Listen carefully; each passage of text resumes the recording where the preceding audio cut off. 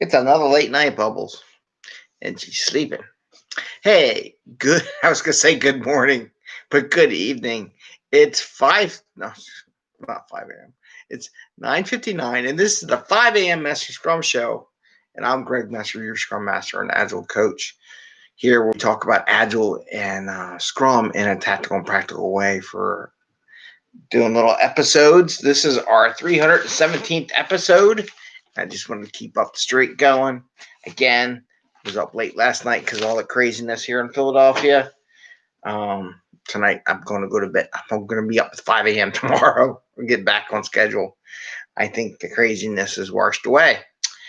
But anyway, we talk about Agile Scrum and ways to bring more value to the customer and make it so you work healthier and happier in your workplace, right?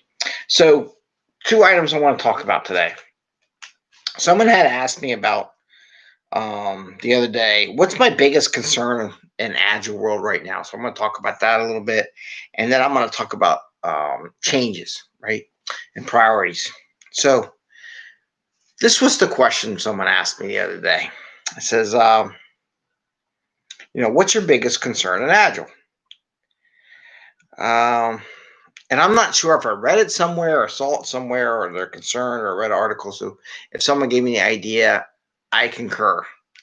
And I'm watching it, just reflecting as I'm watching teams do their sprint planning and their activities and other companies. And I hear stuff that people tell me and what's going on and feedback I get. And my biggest concern is watching companies turn themselves into Agile factories. Not Agile creative factories, but Agile factories, where their biggest concern, excuse me, the cough, where their biggest concern is capacity, maximizing utilization, and things like that. But they don't understand that. They're like, I don't work about time and I watch them minimize hours, but then they get penalized for not working enough hours or whatever it is. And they say this and that and the other thing. And they worry about points and more points. And they figure out cost per point and billings and do a lot of Agile accounting stuff. And I watch them spend their whole entire time worrying about capacity, worried about hours, worried about who's got what work. Is everybody busy? How's that going? And nowhere in the conversation is about the value of what's given to the customer or what is there. They're all worried about making sure they're fully utilized. And it's a really shame that they take Agile and turn it into something that wasn't supposed to be. Probably why the guy who found the idea about story point regrets it. I can't blame him. But it's not about building that. And then the thing that kicks me, these companies that want to transform from waterfall to Agile, whatever, and they want to get total utilization. I'm like, well, why are you having all these meetings? You don't need these meetings because the way Scrum is set up, the number of meetings it has is more than enough to satisfy what you need to be done. And if you're a manager, you just sit in the ceremonies and you'll get all the information you ever wanted. I used to have when I was an Agile coach at one company and setting more teams up, I had 2 or 3 teams that I was coaching and organizing, and I just had them all go through the same room, every 15 minutes or whatever, and I didn't have to move. So within an hour, 40 minutes, I got information from 50 people, what they were doing that day. So I got microscopic information on anything bothering or troubling or what my team was doing for over 40 some odd people that were on the team. I think that's pretty good. One-on-one conversation. I didn't have to leave and I just sit there and listen to what's going on and see what I can help. But one of the things I noticed is they got these managers that were call meetings that want to have meetings with the teams and everything. If you want a more valuable time and you want this factory thing going, let the teams call the meetings. If the team needs help, they will reach out and have a meeting. And it shouldn't be the other way around.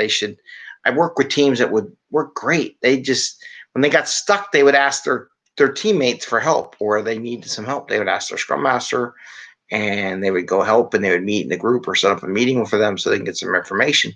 But they didn't have a meeting every day, no matter what the problem was, and didn't know when they just had a meeting every day. They only had meetings when they needed the meetings.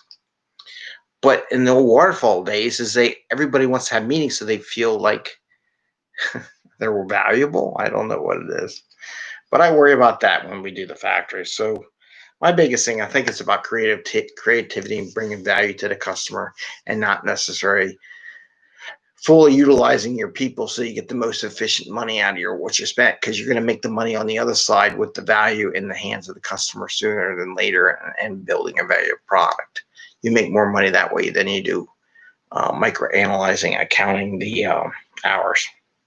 So that's item one. And then unexpected changes. So on my video, I got the saw. So on the intake thumbnail that I'm going to create, we'll have that saw on it. Why do I have that saw? Is it about cutting stuff? No. Well, it is kind of. So, as I said, Philadelphia is falling apart. They're having riots and things are burning down. However, I don't know if it was act of God or the gods or whoever, whatever, or storm or nature, Mother Nature, whoever you believe in, but they came in with 60 mile an hour, 70 mile an hour winds, and basically blew some old trees. We have some trees in the park down the way that's like, I might put a picture up, some 200-year-old trees left over from the Civil War that toppled over because of these winds, and a big branch toppled over in the backyard. So it's a priority thing, right? Do you stop what you're doing, take care of the issue, get it to a point where it's usable and workable and not damaging and everything, or you just let it sit there and just stay with what you plan to do for that day? Well, the correct answer is you adjust, right? And you reprioritize the work. So like I had this giant, I don't know, a couple 100-pound branch that fell out of my tree, my 100-year-old tree, and laying in my wife's garden.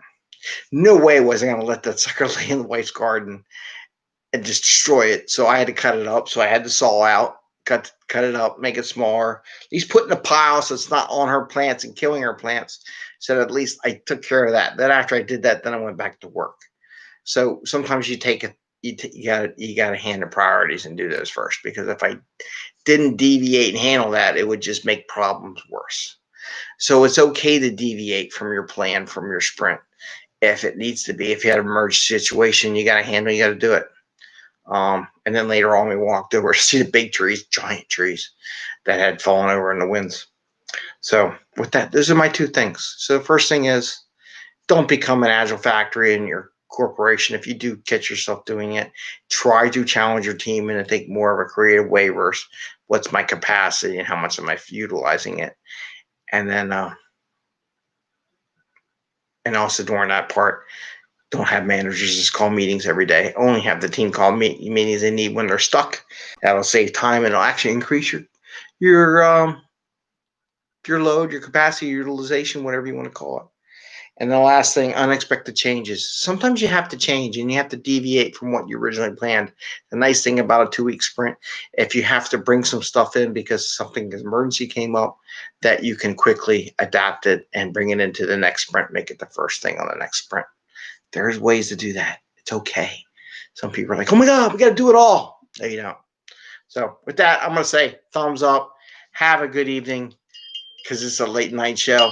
Ring the little bell if you like what we're talking about. I did get a couple compliments. I do appreciate everybody's feedback and that they like the show, and it's good stuff. We're still working on it, refining it. Got an interview I have to go through. Haven't done that yet. Maybe I'll do that tomorrow. But happy scrumming. Wish you all the best luck. Stay safe out there and take care. All right. Bye. See ya.